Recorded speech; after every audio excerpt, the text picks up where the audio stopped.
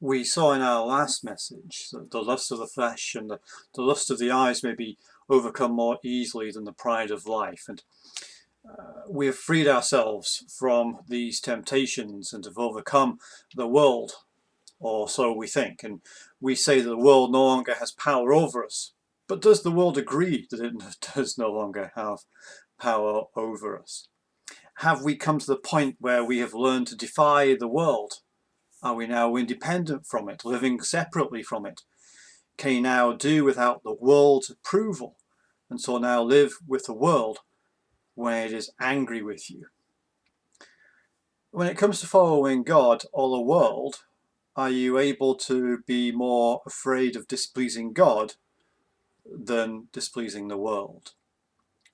Or are we more afraid of or ashamed of breaking the rules of the world? Like how the world expects us to react or conform to it? Do we compromise our integrity in the sight of God by conceding to the world's ways regarding how we live? Do we ask ourselves the question, what would the world think or say if we did this? Or what is the opinion of the world in this matter? And as we think that we aren't tempted anymore by selfish longings or envious grudges, the lusts of the flesh and lusts of the eyes, to gratify ourselves, we are hit then by the pride of life as we consider and have that thought, what will people think, rather than what will God think, or is this the will of God in my life? Proverbs 29 verse 25 says, fear of man will prove to be a snare, but whoever trusts in the Lord is kept safe. So when we have this thought of what other people will think, then we are at the mercy of idle thoughts and idle words of any onlooker who may presume to judge us.